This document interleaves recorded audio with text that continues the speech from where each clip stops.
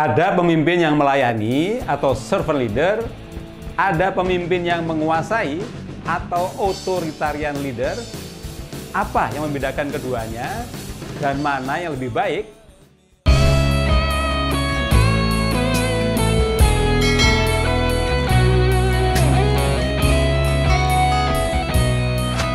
Pemimpin yang melayani atau servant leader adalah mereka yang menempatkan kepentingan rakyat atau bawahannya di atas kepentingan pribadinya.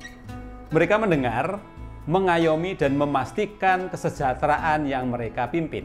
Sedangkan pemimpin yang menguasai atau authoritarian leader lebih menekankan pada kekuasaan dan kontrol.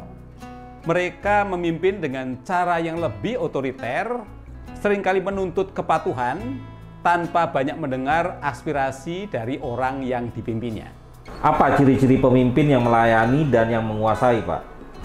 Ciri-ciri pemimpin yang melayani atau servant leader antara lain terbuka terhadap masukan, kritik, saran, dan peduli pada orang lain, membimbing dan mengembangkan, rendah hati dan inklusif, menyatu dekat dengan orang-orang yang dipimpinnya, kemudian menciptakan lingkungan yang mendukung kolaborasi, transparansi, dan kepercayaan, dan memberikan teladan, bukan hanya memerintah saja.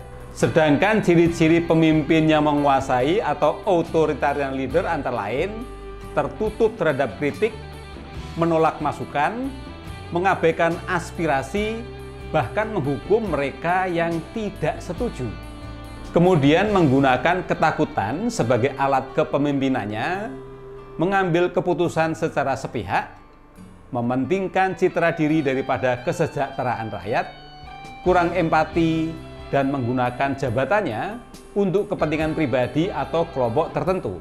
Ringkasnya, pemimpin yang melayani membangun dengan cinta, kepercayaan, dan pemberdayaan, sedangkan pemimpin yang menguasai memerintah dengan ketakutan, kendali, dan paksaan.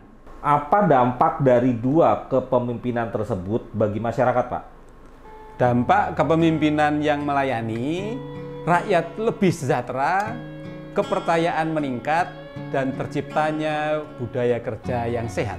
Sedangkan dampak kepemimpinan yang menguasai, yang pertama itu timbulnya ketakutan di antara bawahan, kemudian kebijakan seringkali untuk kepentingan beberapa orang saja, dan timbulnya potensi penyalahgunaan kekuasaan. Menurut Bapak, para pemimpin di Indonesia lebih cenderung melayani atau menguasai? Tentu ada yang melayani, tapi ada juga yang menguasai. Contohnya Presiden Jokowi dengan gaya belusukannya itu mencerminkan kepemimpinan yang melayani. Ada juga pemimpin lain yang menguasai. Nah, teman-teman bisa cari sendiri contohnya siapa. Yang penting adalah kita sebagai rakyat mendorong untuk munculnya pemimpin-pemimpin baru yang melayani.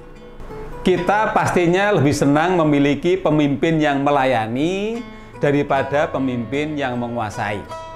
Nah, pemimpin terdekat Anda saat ini, baik itu di lingkungan kerja atau pemimpin daerah Anda, kira-kira lebih dekat ke pemimpin yang melayani atau menguasai?